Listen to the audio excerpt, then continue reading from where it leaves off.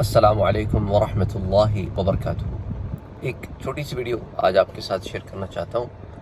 وہ یہ ہے کہ اپنے خوف سے انسان کو خود لڑنا پڑتا ہے۔ جیسا کہ آپ لوگ جانتے ہیں کہ پچھلے دنوں میرا ایکسیڈنٹ ہوا، اور وہ بڑا ہی جو ہے شدید ایکسیڈنٹ تھا۔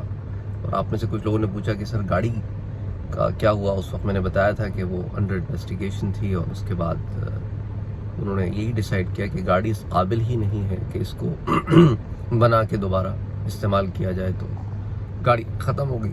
لیکن اللہ کا بڑا احسان رہا، اللہ نے بہت بڑا کرم کیا مجھ پر۔ اس کے بعد کیا ہوا کہ میں نے وہ سڑک جہاں پہ کنسٹرکشن ہو رہی تھی، وہ تو پورا شہر ہی کھدا ہوا ہے، اور اس راستے کو ایک ہوتا ہے نا انسان کے اندر ایک جھجک آ جاتی ہے، اس کو اوائڈ کرنا شروع کر دیا کہ یار اس راستے سے جانے میں نا ایک ہچکچاہٹ ہو رہی ہے۔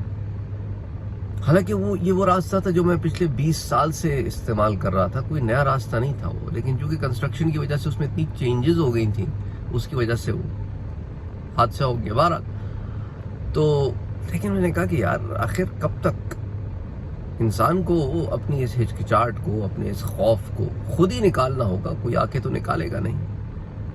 تو پھر اس راستے کو میں نے لیا اور پراپرلی جو اس کا وہ تھا اس کے مطابق اختیار کیا۔ اللہ نے بڑا کرم کیا، الحمدللہ ثم الحمدللہ۔ تو کہنے کا مقصد یہ ہے کہ ہمارے اندر جو ایک فیئر آف انون آ جاتا ہے، کبھی کچھ خوف آ جاتی ہیں، کبھی کچھ ہچکچاہٹیں آ جاتی ہیں، ان سے ہمیں خود لڑنا ہوتا ہے۔ اور یہ ان تمام لوگوں کے لیے میسج ہے جو کسی نہ کسی ایسے خوف میں مبتلا ہیں جس سے متعلق وہ مجھے سوالات بھیجتے رہتے ہیں۔ بجائے اس کے کہ میں ایک ایک خوف کا آپ کو بتاؤں، ایک ایک تشویش کا آپ کو بتاؤں، میرے خیال سے یہ ایک جامع بات ہو جائے گی کہ کھڑے ہوں، لڑیں۔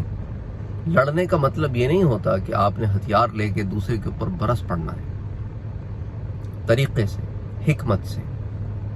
اللہ سبحانہ وتعالی نے آپ کو عقل سلیم دی ہے، اس کو استعمال کریں۔ ہر شے کا علاج لڑنا جھگڑنا نہیں ہوتا۔ اپنے اندر قوت پیدا کریں، اپنے اندر کانفیڈنس پیدا کریں، خود اعتمادی پیدا کریں، لیکن عدم خود اعتمادی سے بھی بچیں، لیک آف کانفیڈنس سے بھی بچیں، اور بہت زیادہ اعتماد جب آ جائے، اوور کانفیڈنس، اس سے بھی بچیں۔ میانہ روی کے ساتھ چلیں۔ اللہ عز و جل آپ کی مدد فرمائے، آمین۔